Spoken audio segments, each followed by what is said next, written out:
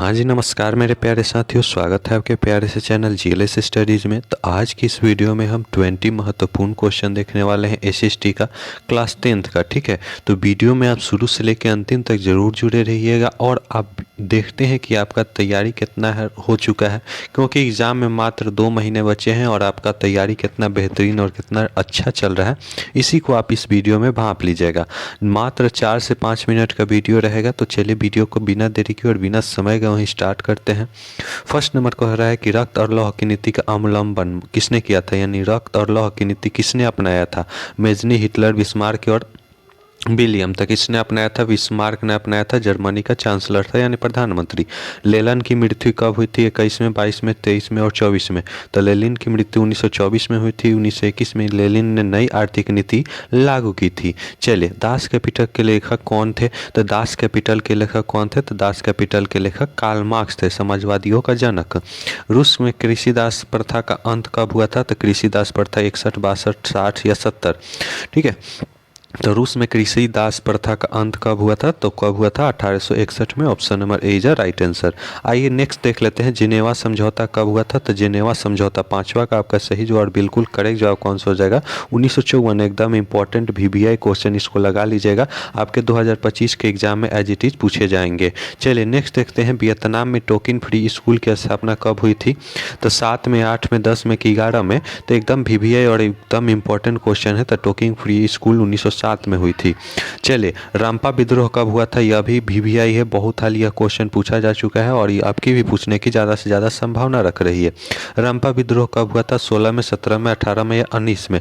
तो रामपा विद्रोह आपका कब हुआ था दोस्तों? रामपा विद्रोह, रुकिए 1 मिनट, स्क्रीनशॉट यहाँ से ले लिया गया, इसको डिलीट कर लेने दीजिए। ठीक है, तो रामपा विद्रोह कब हुआ था? तो रामपा विद्रोह आपका 7वां का कौन सा हो जाएगा? ऑप्शन नंबर ए 1916 में हुआ था। स्वराज पार्टी के अध्यक्ष कौन थे? बहुत ही वीवीआई, बहुत ही इंपॉर्टेंट। मोतीलाल नेहरू कि बाल गंगाधर तिलक, चित्तरंजन दास की यानी बेसन। दो गो में कन्फ्यूजन बना रहता है, मोतीलाल नेहरू और चंद्रशेखर आजाद। तो आपको एकदम वीवीआई और इम्पोर्टेंट हम आपको बता देते हैं, एकदम यही करेक्ट होगा, चित्तरंजन दास। स्पेनिंग जेनन का आविष्कार कब हुआ था? तो स्पेनिंग जेनन 67 में, 70 में, 73 में कि 1775 में? तो 1909 का आपका सही जवाब, बिल्कुल करेक्ट जवाब कौन सा हो जाएगा? तो ऑप्शन नंबर बी 1770 में हुआ था। अधिकरण औद्योगिकरण के फलस्वरूप किसके स्वरूप को गहन रूप से प्रभावित किया? तो किसके स्वरूप को गहरे रूप से प्रभावित किया? तो 10वां का आपका सही जवाब कौन सा हो जाएगा? ऑप्शन नंबर बी शहरीकरण को सबसे ज़्यादा प्रभावित किया। भूमंडलीकरण की शुरुआत किस दशक से हुई? 90 के दशक से। 1990 के दशक की, 70 के दशक, 1970 के, 1960 की, 1980 के? दशक मतलब 10 साल। 1990 के दशक बोल रहे हैं, यानी 1990 से लेकर 1999 तक। ठीक है, यह हमारा दशक कहलाता है, यानी 10 साल का। तो कब भूमंडलीकरण की शुरुआत किस दशक से हुई? तो 1990 की दशक से।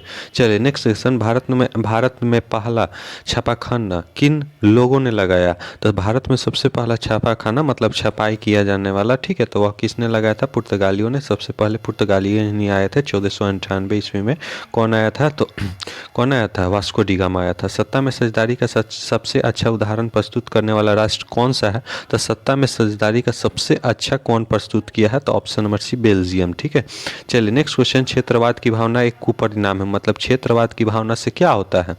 अपने क्षेत्र से लगाव, राष्ट्रहित, राष्ट्रीय एकता या अलगाववाद? तो क्षेत्रवाद से होता है अलगाववाद। ठीक है, चलिए नेक्स्ट क्वेश्चन देख लेते हैं, मैक्सिको ओलंपिक का योजना किस वर्ष हुआ? तो मैक्सिको ओलंपिक का योजना किस वर्ष में? 65, 66, 68 या 70? तो मैक्सिको ओलंपिक का योजना कब हुआ था? तो 15 का आपका सही जवाब, बिल्कुल करेक्ट जवाब कौन सा हो जाएगा? 1968। डेट वाला क्वेश्चन आपको ध्यान रखना है।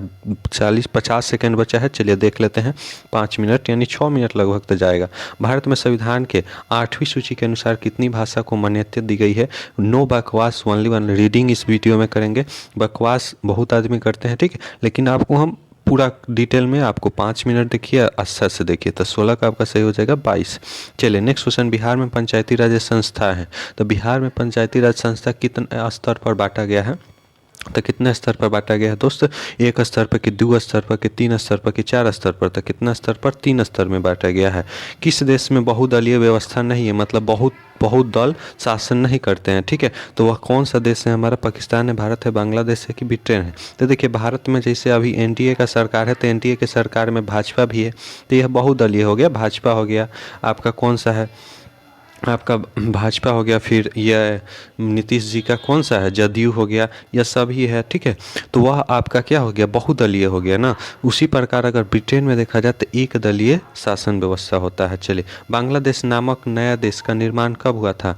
तो 1971 में हुआ था। उसी समय लड़ाई हुआ था पाकिस्तान से, भारत से। पाकिस्तानी अत्याचार कर रहे थे बांग्लादेश पर, ठीक है? तो उसी कारण लड़ाई हुआ था। 71 में इंदिरा गांधी प्रधानमंत्री थी। भारत का लोकतंत्र है एक सफल लोकतंत्र, विश्व का सबसे बड़ा लोकतंत्र, ए बी दोनों, या एक असफल लोकतंत्र? तो ए बी दोनों है, एक सफल लोकतंत्र है और भारत का विश्व का सबसे बड़ा लोकतंत्र है। तो मिलते हैं नेक्स्ट वीडियो, इसी तरह पढ़ते रहिए और आगे बढ़ते रहिए।